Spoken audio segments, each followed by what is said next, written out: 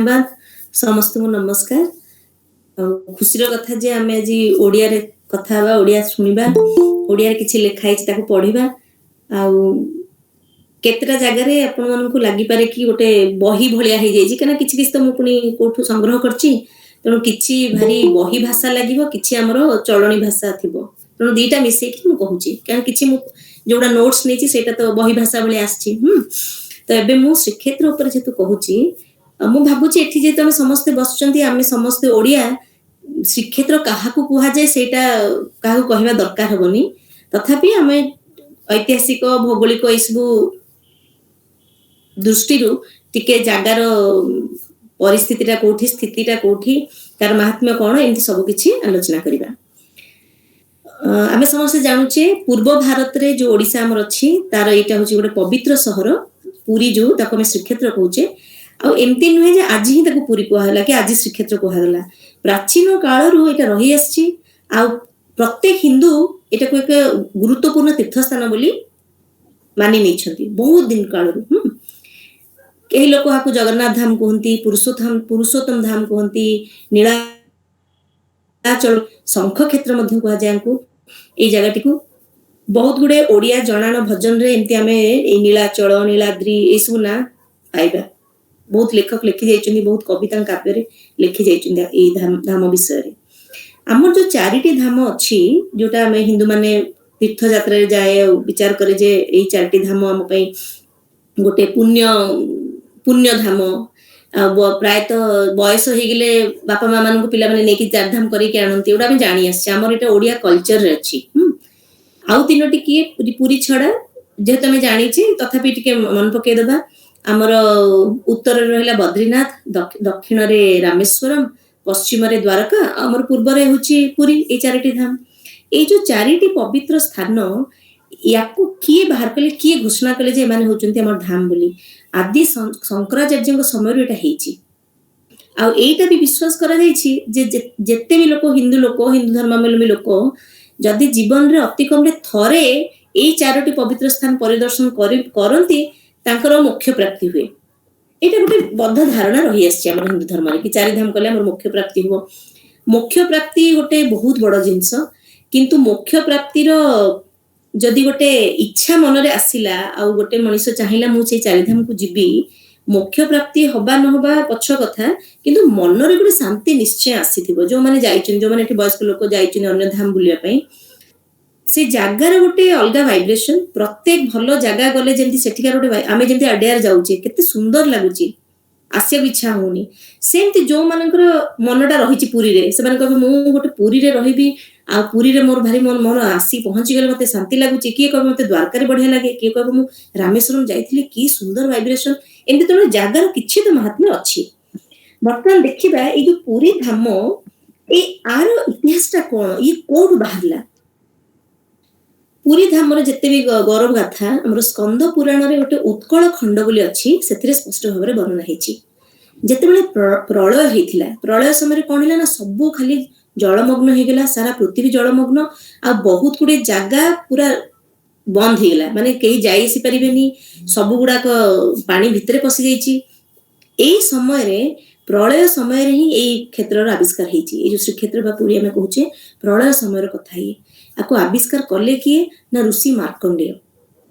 ଥରେ କଣ ହେଇଛି, ପ୍ରଳୟ ସମୟରେ ଯେତେବେଳେ ସବୁ କିଛି ସମୁଦ୍ର ବୁଡି ଯାଇଥିଲା, ଋଷି ମାର୍କଣ୍ଡେୟ, ଯାହାଙ୍କୁ କି 7ଟି କଳ୍ପ ପାଇଁ ସେ ନିଜ ଶରୀରକୁ ବଜାୟ ରଖିବାରେ ସକ୍ଷମ ହେଇଛନ୍ତି, ତାଙ୍କର ଶକ୍ତି ଦ୍ୱାରା, ତାଙ୍କର ବିଶ୍ୱାସ ଦ୍ୱାରା, ତାଙ୍କୁ ମଧ୍ୟ ବିଶ୍ରାମ ନେବାକୁ ଟିକେ ଜାଗା ପାଇଲେନି। ସେ ଭାରି ଚିନ୍ତା କଲେ, ଗୋଟେ ଜାଗାରୁ ଅନ୍ୟ ଜାଗାକୁ ଏମିତି ଜଳ ପ୍ରବାହ ତାଙ୍କୁ ଭସେଇ ନେଉଛି, ସେ ଭାସି ଯାଉଛନ୍ତି। ଏମିତି ଭାସମାନ ଅବସ୍ଥାରେ ସେ ଯାଇକି ଗୋଟେ ଜାଗାରେ ପହଞ୍ଚିଲେ। ସେଠି ସେ ଦେଖିଲେ ଗୋଟେ ବିରାଟ ବର ଗଛ ଅଛି, ଯୋଉଟାକୁ କି ଅକ୍ଷୟ ବଟବୃକ୍ଷ ବୋଲି ସେ ପୁରାଣରେ ଲେଖା ହେଇଛି। ଯେତେବେଳେ ଦେଖିଲେ, ତାଙ୍କୁ ଗୋଟେ ଶବ୍ଦ ଶୁଭିଲା, ଗୋଟେ ଛୋଟିଆ ପିଲାର ଶବ୍ଦ। ସେ ପିଲା କଣ କହୁଛି ଯେ ମାର୍କଣ୍ଡେୟ, ତମେ ବ୍ୟସ୍ତ ହୁଅନି, ତମେ ମୋ ପାଖକୁ ଆସ, ଆଉ ତମର କୌଣସି ଚିନ୍ତା କରିବା ଦରକାର ନାହିଁ, ସବୁ ଚିନ୍ତା ଛାଡି ମୋ ପାଖକୁ ଆସ। ଏମିତି ଗୋଟେ ଅଦ୍ଭୁତ ସ୍ୱର ଯେତେବେଳେ ତାଙ୍କୁ ଶୁଭାଗଲା, ସେ ଟିକେ ଆଶ୍ଚର୍ଯ୍ୟ ହେଲେ। ଭାବିଲେ ଏତେ ବଡ ଜାଗା, ଜଳରାଶିରେ ଏତେ ଜାଗା ସବୁ ବୁଡିଗଲା, ଏଇ ଗଛଟି କେମିତି ସ୍ତମ୍ଭ ହେଇକି ଠିଆ ହେଇଛି ବିରାଟ, ଆଉ ଯୋଉ ଜାଗାଟି ମତେ ଏତିକି ଦିଶୁଛି ଆ ଭିତରେ ଯୋଉଟା ବୁଡିନି, ଯେମିତି ତାଙ୍କୁ ଲାଗିଲା ଯେମିତି ଗୋଟେ ଡଙ୍ଗା ଆସିଛି ତାଙ୍କୁ ନେଇକି ଯିବା ପାଇଁ ସେଠୁ। ସେ ଜାଗାକୁ ଗୋଟେ ଡଙ୍ଗା ଭଳି ମନେ କଲେ, ଆଉ ସେ ବରଗଛଟାକୁ ଗୋଟେ ସ୍ତମ୍ଭ ଭଳି ମଧ୍ୟ ଠିଆ ହେଇଛି ବୋଲି ଭାବିଲେ। ସେ ପୁଣି ଭାବିବାକୁ ଲାଗିଲେ ଯେ ପ୍ରଳୟରେ ସବୁ ବୁଡିଗଲା, ଏଇ ଜାଗାଟି କାହିଁକି ପ୍ରଭାବିତ ହେଲାନି? ଏମିତି ପୁଣି ତାଙ୍କୁ କିଏ ଏତେ ପ୍ରେମ କରୁଣାରେ ଡାକୁଛି, କିଏ ପିଲା? ଏଇ ସବୁ କଥା ସେତେବେଳେ ଚିନ୍ତା କରୁଥାନ୍ତି, ସେତେବେଳେ ଭଗବାନ ବିଷ୍ଣୁ ଆଉ ଲକ୍ଷ୍ମୀ ଦେବୀ ଆସିକି ଦେଖାଦେଲେ ତାଙ୍କୁ। ସେ ଅତ୍ୟନ୍ତ ସନ୍ତୁଷ୍ଟ ହେଲେ ତାଙ୍କୁ ଦେଖିକି, ତାଙ୍କୁ ପ୍ରଣାମ କଲେ, ତାଙ୍କର ଭଜନ ପାଠ କଲେ, ତାଙ୍କୁ ସେଠୁ ପ୍ରାର୍ଥନା କଲେ ଯେ ମତେ ଏ ବିଷୟରେ କୁହନ୍ତୁ, ଏଇ ଜାଗା କଣ, ଆପଣ ଆସିଛନ୍ତି ମତେ ଦେଖାଦେବାକୁ, ମତେ ଏମିତି କାହିଁକି ଗୋଟେ ଶବ୍ଦ ଶୁଭୁଛି? ଏଇଟା ସବୁ ଶୁଣିକି ବିଷ୍ଣୁ ତାଙ୍କୁ କହିଲେ, ହେ ଋଷି, ତମେ ଯୋଉ ବହୁତ ଚିନ୍ତା ଆଉ ଦୁଃଖରେ ଅଛ, କାରଣ ତମେ ମୋର ପ୍ରକୃତ ରୂପ ବିଷୟରେ ଏବେ ବି ଅଜ୍ଞ। ମୋର ଏଇ ଯୋଉ କଳ୍ପ ବଟର ପତ୍ରରେ ଶୋଇଥିବା ପିଲାଟି ଯାଇକି ତମେ ନିଜେ ଦେଖ, ସେଇଟା ହଉଛି ମୋର କଳ୍ପ ରୂପ। ତାର ପାଟିରେ ତୁମେ ପ୍ରବେଶ କର ଆଉ ସେଠି ଆରାମରେ ରୁହ। ଋଷି ଟିକେ ଆଶ୍ଚର୍ଯ୍ୟ ହେଇଗଲେ କଥା ଶୁଣିକି। ସେ ସେଠୁ କଣ କଲେ, ତଥାପି ବିଷ୍ଣୁଙ୍କ କଥାରେ ସେ ବରଗଛର ପତ୍ର ପାଖକୁ ଯାଇ ଦେଖିଲେ ଯେ ଭଗବାନ ବିଷ୍ଣୁଙ୍କର ହିଁ ଶିଶୁ ରୂପ ତାଙ୍କୁ ଦିଶିଲା। ଶିଶୁ ସେ ପାଟିରେ ପଶିଲେ। ପାଟିରେ ପଶିଲେ କଣ ଦେଖୁଛନ୍ତି ସେ ତା ଭିତରେ? 14 ବ୍ରହ୍ମାଣ୍ଡ ଦେବତାଙ୍କୁ ଦେଖୁଛନ୍ତି, ଋଷି ମାନଙ୍କୁ ଦେଖୁଛନ୍ତି, ଗନ୍ଧର୍ବ ମାନଙ୍କୁ, ଭୂତଙ୍କୁ ଦେଖୁଛନ୍ତି, ସମୁଦ୍ର, ନଦୀ, ତୀର୍ଥ ଜାଗା, ପର୍ବତ, ସହର ସବୁ ତା ଭିତରେ। 7ଟି ଦୁନିଆ ମଧ୍ୟ ସେ ଦେଖିଲେ ତା ଭିତରେ। ପୁଣି ଯୋଉ ଶେଷନାଗ ବିଶ୍ୱକୁ ନିଜ ମୁଣ୍ଡରେ ବୋହି ନେଉଛନ୍ତି, ତାଙ୍କୁ ବି ଦେଖିଲେ। ଭଗବାନ ବ୍ରହ୍ମାଙ୍କର ଯୋଉ ବ୍ରହ୍ମାଣ୍ଡର ସୃଷ୍ଟି ସମୟରେ ଯେତେ ସୃଷ୍ଟି ସେ କରିଥିଲେ, ସବୁ ଜିନିଷ ସେ ପିଲାଟିର ପାଟି ଭିତରେ ଦେଖିଲେ। କିନ୍ତୁ ଯେତେବେଳେ ସେ ଖୋଜିଲେ, ସେ ପିଲାର ଯୋଉ ପେଟରେ ପଶିଛନ୍ତି ତାପରେ ଆଉ ବାଟ ନାହିଁ ବାହାରିବା ପାଇଁ। ସେ ତେଣୁ କଣ କଲେ ନା, ସେ ପାଟି ପଟେ ପୁଣି ବାହାରି ଆସିଲେ। ଟିକେ ବ୍ୟସ୍ତ ବିବ୍ରତ ହେଇଗଲେ, ଏସବୁ କଣ ମୁଁ ଦେଖିଲି, ଆଶ୍ଚର୍ଯ୍ୟ ବି ହଉଛନ୍ତି। ତାପରେ ବିଷ୍ଣୁ ତାଙ୍କୁ କହିଲେ, ତମେ ଗୋଟେ ସାଧୁ ଲୋକ, ଆଉ ତମକୁ ତେଣୁ ମୁଁ ଏ ବିଷୟରେ କିଛି କହିବି। ଏଇ ଯୋଉ ଅଜବ ଜାଗାଟି ତମେ ଆଜି ଠାବ କଲ, ସେଇ ଜାଗାଟା ହଉଛି ମୋର ଅନନ୍ତ ବାସସ୍ଥାନ। ମାନେ ମୁଁ ସବୁବେଳେ ରହି ଆସିଛି ଏଇ ଜାଗାରେ। ଏଇ ଜାଗାଟି, ଏଇଟା ବ୍ରହ୍ମାଣ୍ଡର ସୃଷ୍ଟି କି ବ୍ରହ୍ମାଣ୍ଡର ବିଲୋପ, ଆ ଦ୍ୱାରା କିଛି ଆର ପ୍ରଭାବ ନାହିଁ। ଏମିତି ରହିଛି, ଅକ୍ଷୟ ହେଇକି ରହିଛି। ଆଉ ବ୍ରହ୍ମାଣ୍ଡର କୌଣସି ନିୟମରେ ବି ବନ୍ଧା ହେଇନି। ଯଦି ଜଣେ ବ୍ୟକ୍ତି ମୋର ଅନନ୍ତ ପ୍ରକୃତି ବିଷୟରେ, ଏଠାରେ ମୁଁ ରହିଛି ଏସବୁ ବିଷୟ ଜାଣିକିରି ଏ ସ୍ଥାନକୁ ପ୍ରବେଶ କରେ, ସିଏ ଆଉ ଜନ୍ମ ଲାଭ କରେନି। ଋଷି ମାର୍କଣ୍ଡେୟ କଣ କଲେ ନା, ପ୍ରଭୁଙ୍କ ନିକଟରେ ପ୍ରାର୍ଥନା କଲେ ଯେ ତାଙ୍କୁ ତାହେଲେ ଏଇ ଜାଗାରେ ସେ ରହିବାକୁ ଦିଅନ୍ତୁ। ପ୍ରଭୁ କହିଲେ, ଠିକ ଅଛି, ମୁଁ ଏଇ ସ୍ଥାନରେ ରହିବି, ଆଉ ତମେ ପ୍ରଳୟର ଶେଷ ପର୍ଯ୍ୟନ୍ତ ଦେଖିବ ମୁଁ ପରିତ୍ରାଣ କରିଚାଲିବି ଲୋକଙ୍କୁ। ପ୍ରଳୟ ପରେ ମୁଁ ତମକୁ ଆଉ ଗୋଟେ ଅନନ୍ତ ପବିତ୍ର ସ୍ଥାନ ଦେଖେଇବି, ଯୋଉଠି ତମେ ଯିବ, ଯୋଉଠି ତମେ ମୋର ଦ୍ୱିତୀୟ ରୂପ ଯିଏକି ଶିବ, ତାଙ୍କୁ ପୂଜା କରିବ ଏବଂ ମୃତ୍ୟୁକୁ ଜୟ କରିବ। ଋଷି ତେଣୁ କଣ କଲେ ନା, ସେଇ ଯୋଉ ବରଗଛର ଉତ୍ତର ପଶ୍ଚିମ ଦିଗରେ ବିଷ୍ଣୁଙ୍କର ଯୋଉ ସୁଦର୍ଶନ ଚକ୍ର ସାହାଯ୍ୟରେ ଗୋଟେ ଏମିତି ଗାତ ଖୋଳିଲେ। ସେ ଗାତଟା ଖୋଳି ଖୋଳି ଗୋଟେ ବିରାଟ ପୋଖରୀ ବାହାରିଲା, ପୋଖରୀ ତିଆରି ହେଲା। ସେଇ ପବିତ୍ର ପୋଖରୀଟାକୁ ଆଜି ଦିନରେ ଆମେ କହୁଛୁ ମାର୍କଣ୍ଡେଶ୍ୱର ପୋଖରୀ। ଏବେ ଲୋକ ପୁରୀ ଗଲେ ଜାଣନ୍ତି ଯେ ହଁ, ସେଠି ମାର୍କଣ୍ଡେଶ୍ୱର ପୋଖରୀ ଗୋଟେ ଅଛି। ଏଇ ପୋଖରୀରେ ସ୍ନାନ କଲେ, ଆଉ ମାର୍କଣ୍ଡେଶ୍ୱର ଯିଏକି ଶିବଙ୍କର ଲିଙ୍ଗ ପୂଜା କରିବାର ଯୋଉ ଗୋଟେ ଆମର ଥାଏ ବିଧି ଅଛି ହିନ୍ଦୁ ଧର୍ମରେ, ପ୍ଲସ୍ ଲୋକମାନେ ବହୁତ ପୂଜା ଉପାସନା କରୁଛନ୍ତି, ମାନସିକ କରୁଛନ୍ତି ଶିବଙ୍କ ପାଖକୁ ଯାଇକି। ତ ଏଇ ଯୋଉ ଉତ୍କଳଖଣ୍ଡ ପୁରାଣ ଅନୁସାରେ ଯଦି ସେଇ ମାର୍କଣ୍ଡେୟ ପୋଖରୀରେ ଜଣେ ଯାଏ, ସେଠି ସ୍ନାନ କରେ, ଶୌଚ ହୁଏ, ଆଉ ତାପରେ ଯାଇକି ଶିବଙ୍କର ଲିଙ୍ଗ ଦର୍ଶନ କରେ, ତାହେଲେ ଗୋଟେ ଅଶ୍ୱମେଧ ଯଜ୍ଞ କଲେ ଯେତିକି ଲାଭ ମିଳେ, ସେତିକି ଲାଭ ସେ ଲୋକକୁ ମିଳିବ। ତେଣୁ ଏଇ ଯୋଉ ପୁରୁଷୋତ୍ତମ କ୍ଷେତ୍ରଟା ଦେଖିବେ, ଆମର ଜାଣିଛେ ଆମେ ପୁରୀରେ ମାନେ ବିରାଟ ସମୁଦ୍ର, ସମୁଦ୍ରରେ 5 କୋଶ ଆଉ ସମୁଦ୍ର ଉପକୂଳରେ ବି 2 କୋଶ ଯାଏ ଏଟା ବିସ୍ତାର ହେଇଛି। ସେଥିପାଇଁ ଏଠି 2ଟା ଜିନିଷ ବେଶୀ ଲୋକ ଏଇ ଜାଗାରେ ଜାଣନ୍ତି। ଆର ଯୋଉ ସୁବର୍ଣ୍ଣ ବାଲି, ମାନେ ଆମର ଯୋଉ ଗୋଲ୍ଡେନ ସ୍ୟାଣ୍ଡ ଆମର ସି ବିଚ୍ ର, ଆଉ ନୀଳ ପର୍ବତ, ନୀଳ ରଙ୍ଗର ପର୍ବତ ତାକୁ ଧରି ମାନେ ଏଇ ଜାଗାରେ ଅଛି। ଯେତେବେଳେ ଭଗବାନ ଶିବ ଜଗନ୍ନାଥଙ୍କୁ ଉପାସନା କରନ୍ତି, ସିଏ ଆସନ୍ତି ଏଇ ଯମେଶ୍ୱର ରୂପରେ। ତାଙ୍କର ସେଇ ଯୋଉ ନାଁଟା ଗୋଟେ ଯମେଶ୍ୱର। ତାଙ୍କୁ ଯଦି ଆମେ ଉପାସନା କରି ଜଣେ କଲା, ଯମେଶ୍ୱରଙ୍କୁ ପୂଜା କଲା କି ଧ୍ୟାନ କଲା, ତାକୁ କୋଟିଏ ଶିବଲିଙ୍ଗର ଉପାସନା କରିବାର ବି ଫଳ ମିଳିବ। ଏଇସବୁ କଥା ପୁରାଣରେ ଲେଖା ହଉଛି। ବର୍ତ୍ତମାନ ଯୋଉ ପୁରୁଷୋତ୍ତମ କ୍ଷେତ୍ରର ଯୋଉ ଏତେ ବଡ ଗୌରବ ଗାଥା ରହିଲା, ବର୍ତ୍ତମାନ ଟାଇମରେ ତାକୁ କୁହାଯାଉଛି ଜଗନ୍ନାଥ ଧାମ ବା ପୁରୀ ଧାମ। ବର୍ତ୍ତମାନ ଆମେ ଟିକେ ଶୁଣିବା ଏଇ ଯୋଉ ନୀଳ ପର୍ବତ ଆଉ ଏଇ ଯୋଉ ସୁନେଲି ରଙ୍ଗର ଯୋଉ ବାଲିର କଥା। ସେଟା କୋଉଠି ଲେଖା ହେଇଛି କେମିତି, ତାକୁ ଟିକେ ପଢିବା।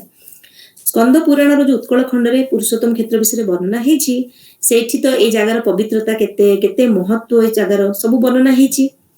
ସେଇଠି ଆମେ ଜାଣିଲେ ଯେ ଯେତେବେଳେ ବରାହ ଅବତାର ବିଷ୍ଣୁ ନେଇଥିଲେ, ବିଷ୍ଣୁଙ୍କର ତ ଆମେ 10 ଅବତାର ପଢୁଛେ ଦେଖୁଛେ ବି କେତେ ପ୍ରକାର କାର୍ଯ୍ୟକ୍ରମରେ, ଆଉ ବରାହ ଅବତାର ସମୟରେ ଆମେ ଜାଣିଛେ ଯେ ଭଗବାନ ବିଷ୍ଣୁ ବରାହ ରୂପରେ ପୁରା ପୃଥିବୀକୁ ପୁନରୁଦ୍ଧାର କରିଦେଇଥିଲେ, ଯୋଉଟା କି ସମୁଦ୍ରରେ ବୁଡି ଯାଇଥିଲା। ତାକୁ ଆଣିକି ସେ ଗୋଟେ ଜାଗାରେ ରଖିଲେ, ତାର ପୃଷ୍ଠକୁ ସମତଳ କରି ଏହାର ସ୍ଥିତିକୁ ମୂଳ ରଖିବା ପାଇଁ ପର୍ବତ ଗୁଡିଏ ବ୍ୟବହାର କଲେ। ବ୍ରହ୍ମା ମଧ୍ୟ ନିଜକୁ ସୃଷ୍ଟି କାର୍ଯ୍ୟରେ ନିୟୋଜିତ କଲେ, ଆଉ ଜୀବ ଜଗତ ପୁଣି ସୃଷ୍ଟି ହେଲା।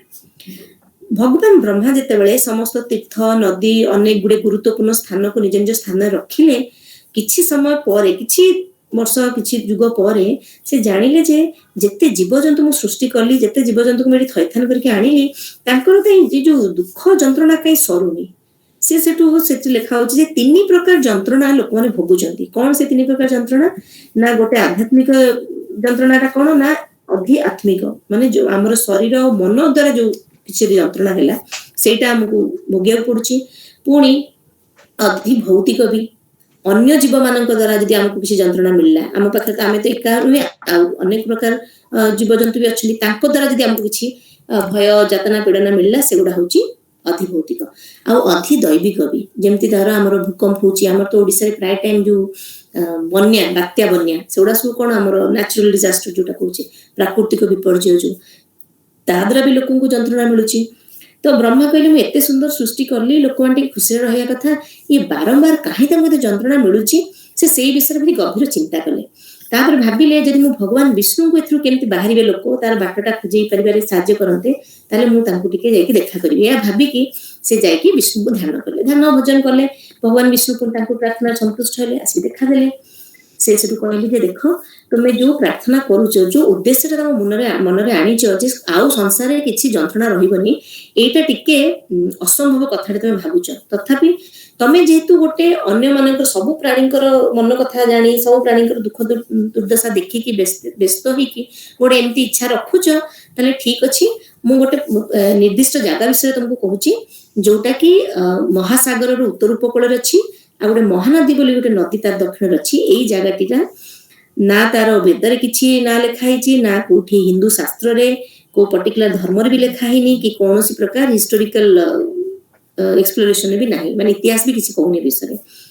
ଆଉ ଏଇ ସବୁରୁ ବାହାରେ ଏମିତି ଗୋଟେ ଜାଗା ଅଛି, ଯୋଉଟା ମୋର ମାୟା ବଳରେ ମୁଁ ତାକୁ ଅନ୍ଧକାରରେ ରଖିଥିଲି ଆଜି ପର୍ଯ୍ୟନ୍ତ, କିନ୍ତୁ ଏବେ ମୁଁ ଭାବୁଛି ଏଇଟା ସମସ୍ତଙ୍କୁ ମୁଁ ଜଣେଇବା ଦରକାର, ଆଉ ତାକି ଏଇ ଜାଗାର ମାହାତ୍ମ୍ୟ ଉପଲବ୍ଧ ହଉ ଲୋକଙ୍କର। ସେ ତେଣୁ କହିଲେ ଯୋଉ ଲୋକମାନେ ଯେତେବେଳେ ତୀର୍ଥ ପରିଦର୍ଶନ କରିବେ, ତାଙ୍କ ଯୋଉ ଗୋଟେ ଈଶ୍ୱରୀୟ ଯୋଗ୍ୟତା ପ୍ରାପ୍ତ ହବ, ଏଇ ଜାଗାକୁ ଯଦି ସେମାନେ ଆସିବେ, ସେ ସବୁ ତୀର୍ଥ ବୁଲିକିରି ପରିଦର୍ଶନ କରିକି ଯୋଉ ଫଳ ପାଇଥାନ୍ତେ, ଏଇ ଗୋଟିଏ ଜାଗା ଯଦି ସେମାନେ ଦର୍ଶନ କରିବାକୁ ଆସିବେ, ତେବେ ବି ତାଙ୍କୁ ସେ ଫଳ ମିଳିବ। ଆଉ ଏଇ ଜାଗାରେ ଯୋଉମାନେ ବାସ କରିବେ ଆଗକୁ ଯାଇକି, ସେମାନେ ନିଶ୍ଚିନ୍ତ କିଛି ତାଙ୍କର ପାଷ୍ଟ ଲାଇଫରେ ଭଲ କାମ କରିଛନ୍ତି ବୋଲି ତାଙ୍କୁ ଏଇ ଜାଗାକୁ ଅଣାହବ। ଏଇ ଜାଗା ତାଙ୍କୁ, ମାନେ ତାଙ୍କର ପ୍ରିଡେଷ୍ଟାଇନ୍, ସେମାନେ ଏଇ ଜାଗାରେ ଆସିବେ। ତେଣୁ ଏଇ ଯୋଉ ନୀଳାଚଳ ଧାମକୁ ଆମେ କହୁଛେ, ଯୋଉ ନୀଳରୁ ନୀଳାଚଳ ହେଇଛି ନା, ନୀଳ ପାହାଡରୁ, ତେଣୁ ନୀଳ ପର୍ବତର ଗଭୀର ଭାଗରେ ଗୋଟେ ପବିତ୍ର ଅକ୍ଷୟ ବଟବୃକ୍ଷ ବି ରହିଛି। ତାର ଉତ୍ତରରେ ଗୋଟେ ରୋହିଣୀ କୁଣ୍ଡ ନାମରେ ଗୋଟେ ପୋଖରୀ ବି ଅଛି। ଏମିତି ବହୁତ ଗୁଡେ ସିଏ ବ୍ରହ୍ମାଙ୍କୁ ବତେଇଲେ ଯେ ଏମିତି ଗୋଟେ ଜାଗା ଅଛି, ଆଉ ସେଇଠି ମୋର ଅନନ୍ତ ବାସସ୍ଥାନ, ମୁଁ ସେଠି ଲକ୍ଷ୍ମୀ ଆଉ ସୁଦର୍ଶନ, ମୋର ଭାଇ ଭଉଣୀ ମାନେ ସମସ୍ତଙ୍କୁ ନେଇକି ମୁଁ ରହିବି, ଆଉ ସମସ୍ତଙ୍କ ସାଙ୍ଗସାଥିଠୁ ମୁଁ ଅଲଗା ହେଇକି ଏଠି ମୁଁ ପୁରୁଷୋତ୍ତମ ରୂପରେ ଉପସ୍ଥିତ ହେଇକି ଅଛି। ଏଇଟା ମୋର ମାୟା ବଳରେ ଲୋକମାନଙ୍କ ଆଖିରେ ଧରା ଦେଇନି ପର୍ଯ୍ୟନ୍ତ, ମୁଁ ଆକୁ ଅନ୍ଧକାର ରଖିଥିଲି। ପୁଣି ବିଷ୍ଣୁ କହୁଛନ୍ତି ତାଙ୍କୁ ଯେ ତମେ ଯଦି କେବଳ ଗୋଟିଏ ଦିନ ସେଠି ରହିଲ, ପୁରୀ ଜାଗାରେ ପୁରୁଷୋତ୍ତମ ଧାମରେ, ତମେ ଯେତେ ବ୍ରତ ତୀର୍ଥ ଯଜ୍ଞ ଦାନ ଯେତେ ପ୍ରକାର ପୁଣ୍ୟ କରିଥାଅ, ସବୁ ପୁଣ୍ୟର ଫଳ ଗୋଟିଏ ଦିନ ଖାଲି ଏଇ ଜାଗାରେ ଯଦି ତମେ ଆସିକି ବିତେଇଲ, ତେବେ ବି ତମେ ପାଇବ। ପୁଣି କହିଛନ୍ତି ଯଦି ଗୋଟେ ନିଶ୍ୱାସ ତମର ସେଇଠି, ମତେ ଲାଗୁଛି ଏଇଥିପାଇଁ ବୋଧେ ଯୋଉ ଲୋକମାନେ, ଗୋଟେ ଲୋକଙ୍କର ଧାରଣା ଯେ ଆମେ ମଲା ପୂର୍ବରୁ ଆମେ ଯାଇକି କଣ ସେଟା ସ୍ୱର୍ଗଦ୍ୱାରରେ ଆମେ, ଆମର ଦାହ ତ ଛାଡ ପଛ କଥା, ମାନେ ପୁରୀରେ ମୋର ପ୍ରାଣବାୟୁଟା ଛାଡୁ, ଏଇଟା ବହୁତ ଲୋକଙ୍କୁ ମୁଁ ବି ଶୁଣିଛି। ତା ପାଇଁ ତ ଭଜନ ବି ହେଇଛି, ମୋର ଶ୍ରୀକ୍ଷେତ୍ରରେ ଜୀବନ ଯାଉ, ଗୋଟେ ଗୀତ ଯଦି ଆପଣ ଶୁଣିବେ। ତେଣୁ କେତେ ଲୋକ କମ୍ପୋଜ ବି କରୁଛନ୍ତି, କଣ ଗୋଟେ ବିଶ୍ୱାସ ରହିଛି ମନ ଭିତରେ ଯେ ଆମେ ପୁରୀରେ ଯାଇକି ଆମର ଅନ୍ତିମ ଶ୍ୱାସଟା ପୁରୀରେ କଟୁ। ତେଣୁ ଗୋଟେ ନିଶ୍ୱାସ ପାଇଁ ଯଦି ଏଠି ରହିଲା ଜଣେ, ତାହେଲେ ମଧ୍ୟ ଅଶ୍ୱମେଧ ଯଜ୍ଞ କଲେ ଯେତିକି ତମକୁ ପୁଣ୍ୟ ମିଳିଥାନ୍ତା, ସେତିକି ପୁଣ୍ୟ ଏଇଠି ମିଳିବ, ଟିକେ ସମୟ ପାଇଁ ସେଠି ଯଦି ଅତିବାହିତ କରାଗଲା। ଏଇଠି ଗୋଟେ କଥା ହଉଛି, ପ୍ରତି ଜାଗାର ଗୋଟେ ଭାଇବ୍ରେସନ ଅଛି।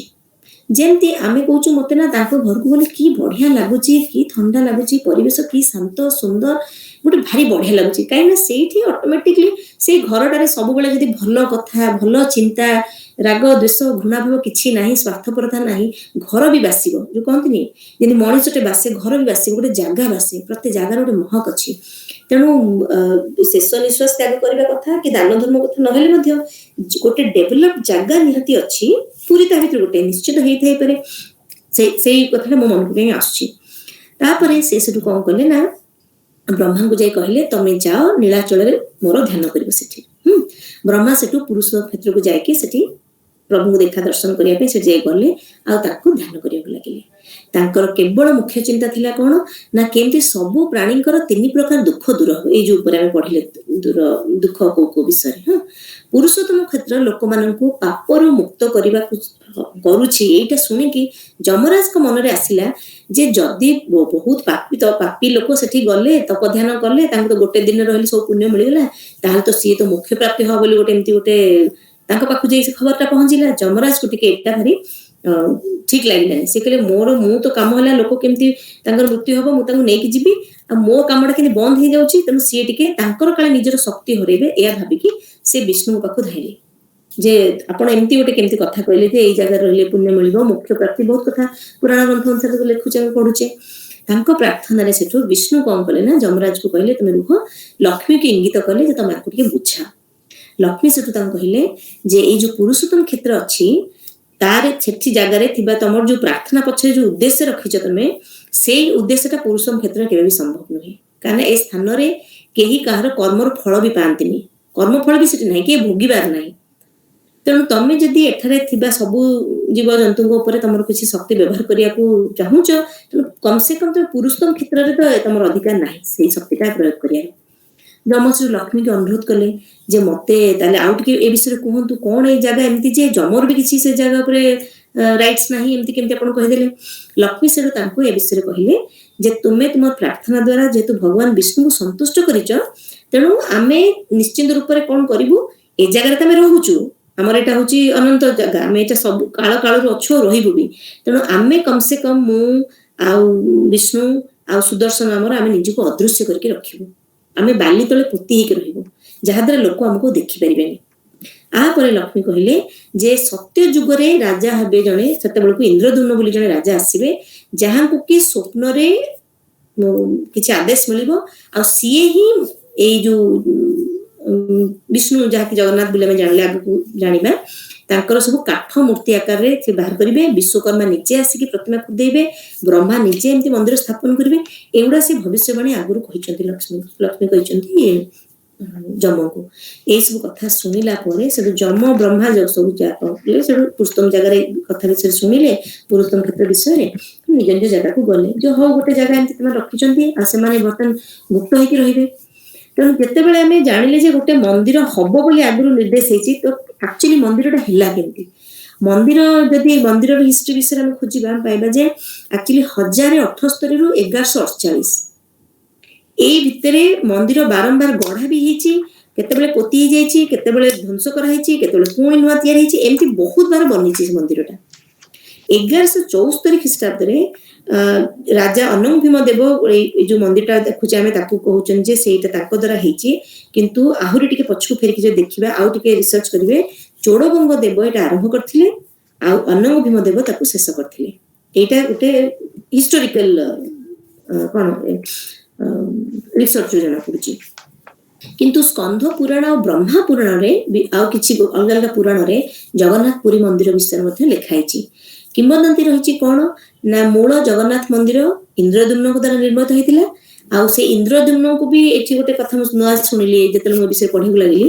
ମହାଭାରତରେ ଆମେ ଗୋଟେ ରାଜା ଭରତକୁ ଦେଖିଥିଲେ, ସିରିଏଲ ବି ଦେଖିଥିଲେ, ଗପରେ ବି ପଢିଥିବେ।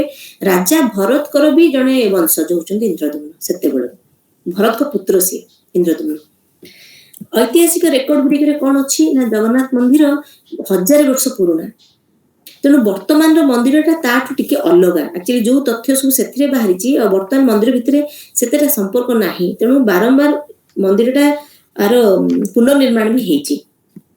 ପୁରାଣରେ କଣ ହେଇଛି କାହାଣୀଟା ନା ପ୍ରଭୁ ବିଷ୍ଣୁଙ୍କୁ ସେ ଯେତେବେଳେ ଦେଖିବାକୁ ଚେଷ୍ଟା କଲେ, ଆଉ ସିଏ 1000 ଅଶ୍ୱମେଧ ଯଜ୍ଞ କଲେ ଯେ କେମିତି ମୁଁ ତାଙ୍କୁ ଦର୍ଶନ କରିବି। ଦର୍ଶନ କରିବାର ଯୋଉ ତାଙ୍କୁ ଆଶୀର୍ବାଦ ମିଳିଲା, ତାପରେ ତାଙ୍କୁ ସ୍ୱପ୍ନରେ ଆଦେଶ ହେଇଥିଲା, ଏଇ ଯୋଉ ଜଗନ୍ନାଥ ବଳଭଦ୍ର ସୁଭଦ୍ରାଙ୍କ ମୂର୍ତ୍ତି ତିଆରି ହେଇଛି, କାଠଗଡ଼ ସମୁଦ୍ରରେ ଭାସି ଆସିଥିଲା, ତାକୁ ନେଇକି ସେମାନେ ମନ୍ଦିର କଲେ। ଏଇ କଥାଟା ସମସ୍ତେ ଜାଣିଛନ୍ତି, ତେଣୁ କଥାଟା ତ ସେଇଆ, କିନ୍ତୁ ମାନେ ପୁରାଣରେ ବି ଏ ବିଷୟରେ ଚର୍ଚ୍ଚା ହେଇଛି ଯେ ଇନ୍ଦ୍ରଦ୍ୟୁମ୍ନଙ୍କର ଗୋଟେ ଏମିତି କାହାଣୀ, ଆଉ ତାଙ୍କୁ ବି ସ୍ୱପ୍ନ ହେଲାରୁ ସେ ମୂର୍ତ୍ତି ବନେଇଥିଲେ। ସବୁ କେତେ ସବୁ ଆଗ ମାନେ ବହୁତ ଗୁଡେ ଏକ୍ସପର୍ଟ ସ୍କଲ୍ପଚରିଷ୍ଟ ଯୋଉମାନେ ଥାନ୍ତି, ସ୍ଥାପତ୍ୟ କଳାରେ ଯୋଉମାନଙ୍କର ନିପୁଣ ଯୋଉମାନେ, ତାଙ୍କୁ ଡକେଇ ତାଙ୍କ ତତ୍ତ୍ୱାବଧାନରେ ଏଇ ମନ୍ଦିର ନିର୍ମାଣ ହେଇଥିଲା। ଆଉ ଏବେ ସେଇ ମନ୍ଦିରଟା ଏତେ ଉଚ୍ଚା ହେଇଯାଇଥିଲା, ସେଟା ଉପରକୁ ଅନେଇଲେ ଦେଖା ହେଇ ପାରୁନଥିଲା। ସେତେବେଳେ ସମୟରେ ଅଲଗା ଅଲଗା ଜାଗାର ରାଜ୍ୟର ରାଜା ମାନେ ମଧ୍ୟ ଏଥିପାଇଁ ବହୁତ ଅବଦାନ କରିଥିଲେ ତାଙ୍କର, ଏଇ ମନ୍ଦିରଟା ହବା ପାଇଁ। ଖାଲି ପୁରୀର ରାଜା ନୁହେଁ, ଅଲଗା ଅଲଗା ରାଜ୍ୟର ଅଲଗା ଅଲଗା ଜାଗାର ରାଜା ମାନେ ମଧ୍ୟ ଏଥିରେ ହାତ ପକେଇଥିଲେ ସେତେବେଳେ। ତେଣୁ ଇତିହାସରେ ଜଗନ୍ନାଥକୁ ବ୍ୟାଖ୍ୟା କରିବା ଏତେ ସହଜ ନୁହେଁ। କୋଉଠି କଣ ଅଧା ଲେଖା ହେଇଛି, କୋଉଠି ଅଲଗା ପ୍ରକାର ଲେଖା ହେଇଛି। ଦର୍ଶନ ଶାସ୍ତ୍ରରେ କିନ୍ତୁ ଜଗନ୍ନାଥ ଯୋଉ କଲ୍ଟଟାକୁ ଆଉ ଗୋଟେ ଜାଗା ନ କରିକି ତାକୁ ଗୋଟେ ସଂସ୍କୃତି କରାହେଇଯାଇଛି। ତେଣୁ କେବେ ଜଗନ୍ନାଥ ସଂସ୍କୃତି ଏଟାକୁ କୁହାହଉଛି। ତେଣୁ ପ୍ରଥମେ ଜଗନ୍ନାଥ ତ ପୁରୁଷୋତ୍ତମ ଭାବରେ ପୂଜା ପାଇଥିଲେ, ତାପର କାଳରେ ସବୁ ବୌଦ୍ଧ ଧର୍ମ ଲୋକ, ଜୈନ ଲୋକ, ଶୈବ, ବୈଷ୍ଣବ, ଏମିତି କେତେ ଧର୍ମ ଲୋକ ସବୁ ଏ ବିଷୟରେ ଜାଣିଲେ। ସେ ପୁରୁଷୋତ୍ତମ ଧୀରେ ଧୀରେ ହେଇଗଲେ କିଏ ନା ଜଗନ୍ନାଥ। ଜଗନ୍ନାଥ କଣ? ଜଗତର ନାଥ, ସମଗ୍ର ବ୍ରହ୍ମାଣ୍ଡର ସେ ପ୍ରଭୁ। ଏଇଭଳିଆ ଅନ୍ୟ ଧର୍ମ ଲୋକ ମଧ୍ୟ ଧୀରେ ଧୀରେ ଏଇ ଜାଗାକୁ ଜାଣିଲେ। ଏଇ ଯୋଉ ମନ୍ଦିରରେ ଯୋଉ ମୁଖ୍ୟ ଆମର ମୂର୍ତ୍ତି ସବୁ କଣ କଣ ନା ଜଗନ୍ନାଥ ଆଉ ବଳଭଦ୍ର, ସୁଭଦ୍ରା, ସୁଦର୍ଶନ ବି ତାଙ୍କ ସାଙ୍ଗେ ଅଛନ୍ତି। ଏଇ 4 ଜଣଙ୍କୁ ଆମେ ଏକାଠି କହୁଛେ ଚତୁର୍ଦ୍ଧା ମୂର୍ତ୍ତି କୁହାଯାଏ। ଏଇଟା ସମସ୍ତେ ଜାଣନ୍ତି, ଏଇଟା ଗୋଟେ ସାଧାରଣ କଥା। ତାଙ୍କ ସହିତ କିନ୍ତୁ ରତ୍ନବେଦୀ ଉପରେ ଆହୁରି କିଛି ଦେବାଦେବୀଙ୍କର ପୂଜା ହଉଛି। ମାଧବ ପୂଜା ହଉଛନ୍ତି, ଭୂଦେବୀ ପୂଜା ହଉଛନ୍ତି, ଶ୍ରୀଦେବୀ ପୂଜା ହଉଛନ୍ତି। ଏମାନେ ସବୁ ପୂଜା ପାଉଛନ୍ତି। ଆଉ ଜଗନ୍ନାଥ, ବଳଭଦ୍ର, ସୁଭଦ୍ରା, ସୁଦର୍ଶନଙ୍କର ନିମ କାଠରେ ଏଗୁଡ଼ା ସବୁ ମୂର୍ତ୍ତିକୁ ତିଆରି କରାହେଇଛି। ଏଇଟା ବିଶ୍ୱାସ କରାଯାଉଛି ଯେ ରାଜା ଇନ୍ଦ୍ରଦ୍ୟୁମ୍ନଙ୍କୁ ସ୍ୱପ୍ନରେ ଆଦେଶ ଆସିଥିଲା ଯେ ସମୁଦ୍ର କୂଳରେ ଏମିତି ଗୋଟେ ନିମ ଗଛର ଦାରୁ କହୁଛନ୍ତି, ସେଟାକୁ ଦାରୁ ଭାସିକି ଆସୁଛି, ସେଇଥିରୁ ନେଇକି ତମେ ମୂର୍ତ୍ତି ତିଆରି କରି ମନ୍ଦିରରେ ପ୍ରତିଷ୍ଠା କର। ସେଇ ଯୁଗରୁ ପ୍ରତ୍ୟେକ ଥର ଯେତେବେଳେ ନୂଆ ମୂର୍ତ୍ତି ତିଆରି ହଉଛି, ସବୁବେଳେ ନିମ ଗଛ କାଠରୁ ତିଆରି ହଉଛି। ପୁଣି ନିମ ଗଛ କାଠ କଥା ଯେତେବେଳେ ଏଠି ପଡିଛି, କୋଉ ଟାଇପର କାଠ ଗଛଟା ଏଠି ୟୁଜ ହଉଛି ଆମେ ଜାଣିବା। ଆମେ ସମସ୍ତେ ଜାଣିଛେ ଗୋଟେ ନବକଳେବର ହୁଏ, ପ୍ରାୟତଃ 12ରୁ 19 ବର୍ଷରେ ଥରେ ପଡିବ, ଯୋଉ ବର୍ଷରେ ଆଷାଢ 2 ମାସ ହେଇକି ରୁହେ। ଯୋଡା ଆଷାଢ କହୁଛନ୍ତି। ଯୋଡା ଆଷାଢ ଟାଇମରେ ଯୋଉ ନବକଳେବରଟା ହୁଏ, ଆଜିକାଲି ତ ଟିଭିରେ ପୁରା ଏକଦମ ଏକ୍ସପ୍ରେସ ରିଲେ ହଉଛି, ସବୁ ପ୍ରୋଗ୍ରାମ ଆମେ ଜାଣିଲେଣି। ଆଗରୁ ଆମେ ଏତେ ଜାଣୁନଥିଲେ ନବକଳେବରରେ କଣ କଣ ପ୍ରଥା ତାର, କୋଉ କୋଉ ଜାଗାକୁ ଯାଆନ୍ତି, କେମିତି ହୁଏ, ସେଇ ବିଷୟରେ ଟିକେ କଥା ହେବା। କଣ ହଉଛି ସେଥିରେ? ନବକଳେବରର ମାନେ ମତଲବ କଣ? ଆକ୍ଚୁଆଲି ନୂଆ ମୂର୍ତ୍ତି ତିଆରି ହେବ, ପୁରୁଣା ମୂର୍ତ୍ତି ଯିବ କୁଆଡେ? ମୂର୍ତ୍ତି ବଦଳାର କଣ ଉଦ୍ଦେଶ୍ୟ କଣ? ଆକ୍ଚୁଆଲି କଣ ହୁଏ ନା ଗୋଟେ ବ୍ରହ୍ମ ପରିବର୍ତ୍ତନ କୁହାଯାଏ। ଆମେ ଯେମିତି କହୁଛୁ ଆମର ଶରୀର ନଷ୍ଟ ହେଇଗଲେ ଆମର ଆତ୍ମା ତ କ୍ଷୟ ହୁଏ ନା ଅକ୍ଷୟ, ସେ ଆଉ ଗୋଟେ ଶରୀର ଧାରଣ କରେ। ସେଇ ପ୍ରଥାଟା ଜଗନ୍ନାଥ କଲଚରରେ ବି ରହିଯାଇଛି। କଣ ହୁଏ ନା ଗୋଟେ ପ୍ରଥମ ଷ୍ଟେପରେ କଣ ହବ ନା ଦାରୁକୁ ଖୋଜାଯିବ। ତାପରେ ଦାରୁର ନିର୍ମାଣ ପାଇଁ କାଠ ଯୋଉ ମାନେ ବହୁତ ଖୋଜିଲା ପରେ ସେଠି ପୁଣି ବଛାଯିବ। ଆଗ ଖୋଜିବେ, ତାପରେ ବାଛିବେ, ପୁଣି ଯେତେବେଳେ ନିର୍ମାଣ କରିବା ପାଇଁ ଗୋଟେ ଜାଗା ଦରକାର, ଗୋଟେ ତାଙ୍କ ପାଇଁ ଗୋଟେ ବାସଗୃହ, ଅସ୍ଥାୟୀ ବାସଗୃହ ନିର୍ମାଣ ହବ। ତାପରେ ସେଠି ଧୀରେ ଧୀରେ ଗଛକୁ କାଟିକି ଛୋଟ ଛୋଟ ଦାରୁ ମାନେ ଲଗ ସବୁ ବନେଇବାକୁ ପଡିବ। ତାପରେ ସେ ଦାରୁ ସବୁକୁ ନେଇକି ମନ୍ଦିରରେ ନିର୍ମାଣ କାମ ଆରମ୍ଭ ହବ।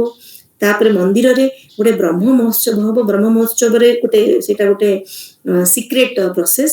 ତାପରେ କୋଇଲି ବୈକୁଣ୍ଠରେ ଗୋଲୋକ ଲୀଳା ଗୋଟେ ଅଛି। ଏଇଗୁଡା ସବୁ ନୀତି କରାଯାଏ ନବକଳେବର ଟାଇମରେ। ଯେତେବେଳେ ବନୟାଗ ଦଳ ଲୋକ ଯେତିକି ହେଇଥିବେ ଯୋଉ ଖୋଜିବା ପାଇଁ ଯିବା ପାଇଁ ଦାରୁର, ସେମାନେ କଣ କରିବେ, ମନ୍ଦିର ମୁଖ୍ୟ ଦ୍ୱାର ଦେଇକି ଯାଇକି ପହଞ୍ଚିବେ ରାଜାଙ୍କ ବାସଭବନରେ। ସେଇ ଶୋଭାଯାତ୍ରା ଯାଇ ପହଞ୍ଚିବେ। ରାଜାଙ୍କର ଯିଏ ରାଜଗୁରୁ, ସିଏ ସେଠୁ ଏଇ ତାଙ୍କ ରୀତିନୀତି ଅନୁଯାୟୀ ତାଙ୍କୁ ଅଭିବାଦନ ଜଣେଇବେ। ତାଙ୍କର ଯାହା ସୁବିଧା ଅସୁବିଧା ବୁଝି ତାଙ୍କୁ ଥଇଥାନ କରିବେ। ସେଠି ସେମାନେ କିଛି ସମୟ ଅଟକିକି ତାପରେ ଯିବେ କୁଆଡେ ନା ରାଜା ଯେତେବେଳେ କହିବେ ଠିକ ଅଛି, ତମମାନଙ୍କୁ ବର୍ତ୍ତମାନ ମୁଁ ଅଫିସିଆଲି ଆନାଉନ୍ସ କରିବି ଯେ ହଁ ଆଜିଠୁ ତମେ ଯାଅ, ମୁଁ ଅନୁମତି ତମକୁ ଦେଲି। ତାଙ୍କର ପରମିଶନ ପାଇଲା ପରେ ସେଇ ଦଳ ଶୋଭାଯାତ୍ରା ଯାଇକି ପହଞ୍ଚିବ କୋଉଠି ନା ବଲ୍ଲଭ ମଠରେ। ସେଠି ଦିନେ କି 2 ଦିନ ସେମାନେ ରହିବେ।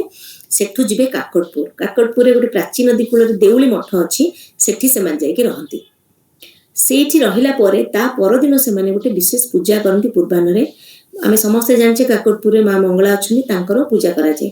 मंगलांकर कौन रोल ए नवकलेवर रे कौन हुए ना जेतेबेले से पूजा अर्चना करिकिरी फेरती देउली मठरे से रहती मझी राति अधा राति माँ मंगलांकर निर्देश आसव स्वप्न रे आदेश आसव जे तुम मैंने दिगरे जाओ देख तेणु से कौन करती ना तापर भाग बांटिकी अलग अलग दिग बांटी जाए से ग्रुप पुणी चलती से दारू जिते चयन करेंगे से तार 11टी लक्षण से अच्छी कौन ना तार भौगोलिक स्थिति गोटे थी अमुक दिगर अमुक कोण थी सेमती जोटा तुम निर्देश आसव दारूर रंग कौन हम से भी निर्देश आसव गच्छरे किछि परजीवी पारासाइट्स अच्छा लेकिन जीवंत सेटा भी देखा अच्छी कि नहीं तार शाखा प्रशाखार पुणी रही किए पानी बुड़ी कि ना कि अन्न पड़ी रही एम सब तार भी केते मापचुप हम साप गात आठी जदि पिंपुड़ी बसा अच्छी कि नहीं सेठी किसी पूजा पाठर चिन्ह अच्छी कि नहीं सेठी किसी आध्यात्मिक ध्वनि तुमको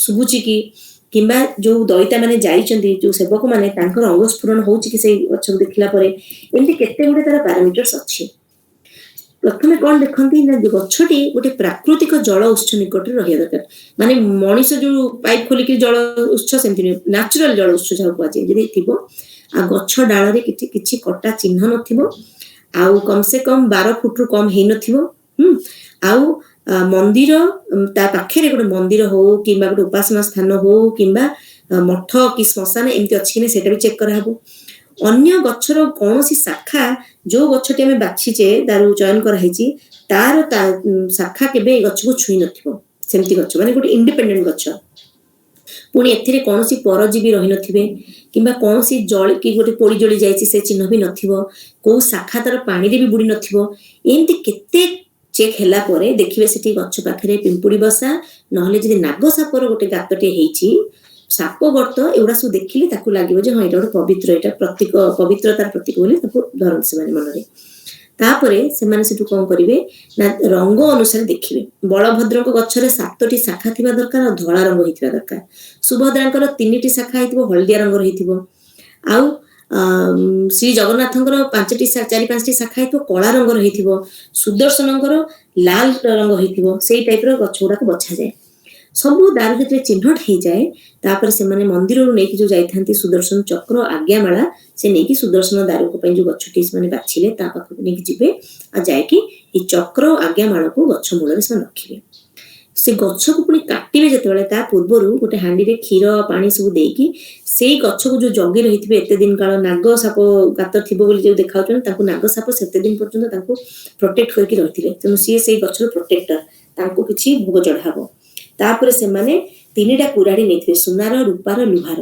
ताको पूजा करिकी तापर से गछ को सब छुएकी आनिके आज्ञा वाला भी छुएबे तापर चयन हो गला तापर कौन हो ना 4 चकिया गोटे गाड़ी व्यवस्था करा जिवो काठ गाड़ी भलिया हो ट्रॉली भलिया जेंते में ठीक ठेली के नेला भलिया 4टा चक वाला 4 चक वाला हवा दरकार ए सब काठर जो कटिंग हेगी लॉग्स बनिथिला वुडन लॉग्स से सब को नेकी से ताको में दारू कहूचे ताको मंदिर रे नेकी सीधा कोइल बैकुंठ रे नेकी रखा बढ़ई मान को डका हबो से मान कोठरी बंद करिकि से कामडा करिवे ए कोठरी बंद कथारो मते लागुची जेतु प्रथम थर विश्वकर्मा आस्थिले कोठरी बंद करी करूथिले मूर्ति तेणु सेटा प्रथा भाव हो जाइए बंद कोठरी आ गोटे कथा भी गोटे मन में भक्ति भाव से गोटे कौन कर चाहते बाहर सोर सराबा न हो तेणु बंद करुवे बाहर कौन करती ना खूब जोरे वाद्य जंत्र बजा हम जहाद्वारा कि भितर जो ठुक ठुक काम हो शब्द होती बाहर को शुणा न जाए यहाँ गोटे प्रथा होपर ये जो घटटा जो पुराणा मूर्तिर घट को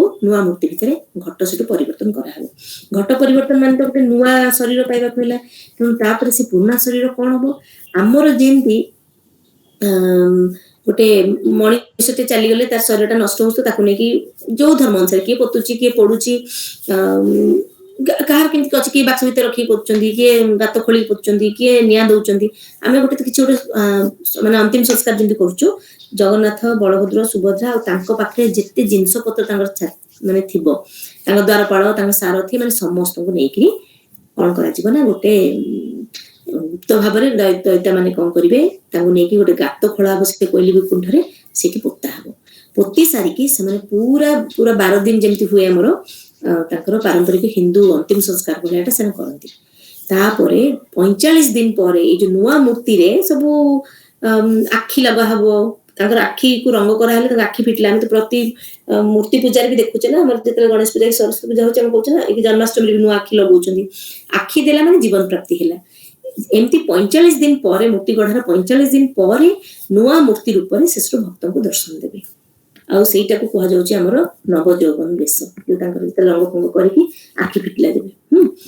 ତାପରେ ମନ୍ଦିରରେ ଯୋଉ 22 ପାହାଚ କଥା ଅଛି, ତାର ବି ଗୋଟେ କିଛି ଗୋଟେ ସିଗ୍ନିଫିକାନ୍ସ ଅଛି। କେମିତି କଣ ନା, 22 ପାହାଚଟା ଆମେ ସମସ୍ତେ ଜାଣିଛନ୍ତି। ଆମେ ପ୍ରଥମେ ଯାଇକି 22ଟା ପାହାଚ ଚଢିଲେ ପୁଣି ଆଉ ଗୋଟେ ପ୍ରାଙ୍ଗଣକୁ ଯିବା, ସେଠି ପୁଣି ଆମେ ମେନ୍ ମନ୍ଦିର ପ୍ରାଙ୍ଗଣକୁ ଯାଇପାରିବା।